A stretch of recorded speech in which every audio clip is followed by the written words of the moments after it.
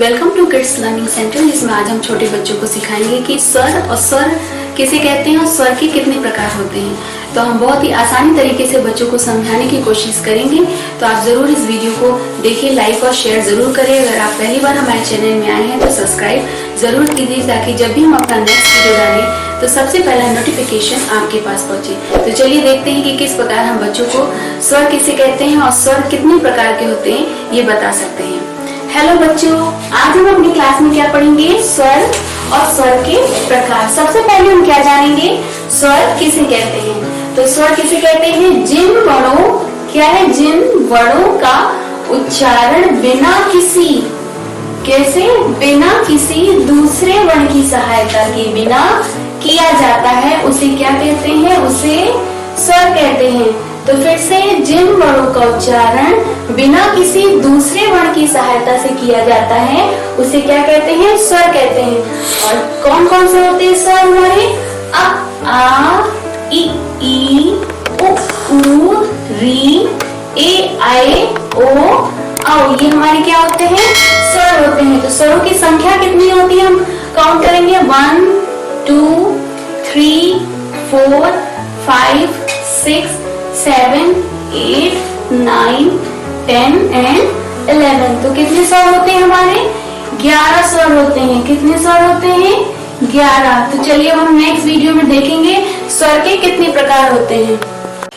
तो बच्चों देखते हैं हमारे स्वर के कितने प्रकार होते हैं। स्वर के 3 प्रकार होते हैं। स्वर के कितने प्रकार होते हैं? 3 प्रकार। कौन कौन से? हर्ष स्वर, दीर्घ स्वर और युक्त स्वर। तो हम हर्ष स्वर की डेफिनेशन देखेंगे। तो सबसे पहले क्या है? जिन स्वरों के उच्चारण में एक मात्रा का समय लगता है उसे क्या कहते हैं? हर्ष स्वर कहते हैं। जैसे अ, इ, उ, री। इसमें तो हमने जब उच्चारण किया तो हमने इसमें किसी प्रकार सिर्फ एक मात्रा का प्रयोग लगता है, तो वो हमारे कहाँ क्या होता है? हर्ष स्वर होता है। और इनकी संख्या कितनी होती है? काउंट करेंगे 1 2 3 4। तो इनकी संख्या कितनी होती है? 4 होती है। तो जिन स्वरों के उच्चारण में एक मात्रा का समय लगता है उन्हें हर्ष स्वर कहते हैं। जैसे अ, इ, उ, री। और इनकी संख्या 4 होती है। तो चलिए हम देखते हैं दीर्घ स्वर किसे कहते हैं। तो बच्चों हम देखेंगे दीर्घ स्वर किसे कहते हैं।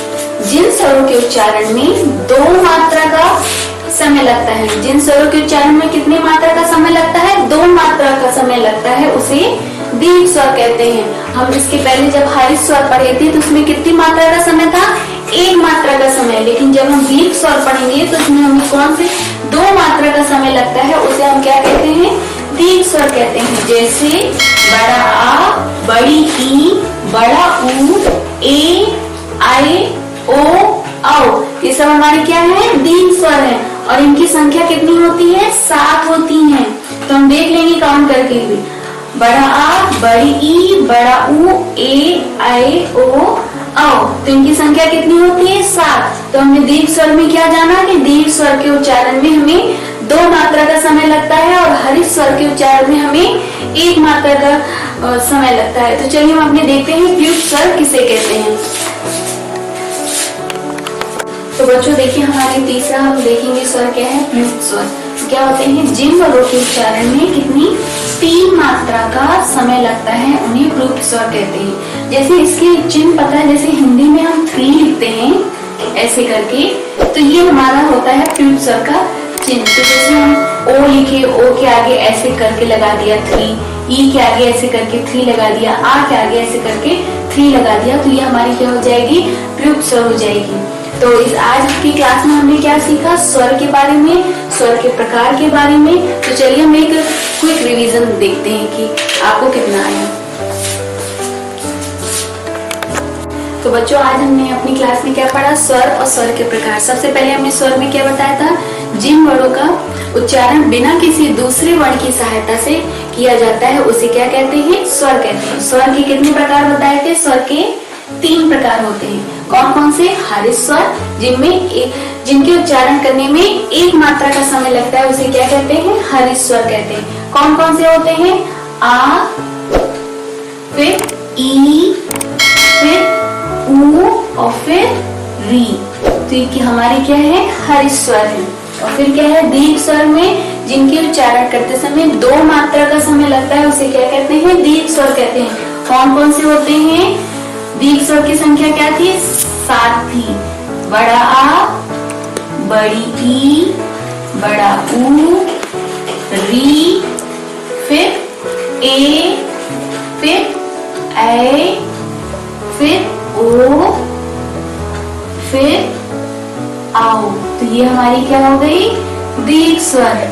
और ये क्या है? प्लुप्त स्वर, जिनके उच्चारण करते समय कितनी मात्रा का प्रयोग समय लगता है? 3 मात्रा का समय। इसके उच्चारण, इसका चिन्ह क्या होता है? जैसे हम कोई चीज भी लिखेंगे तो इसमें जो हिंदी के 3 होते हैं, ये इसका उच्चारण चिन्ह होता है।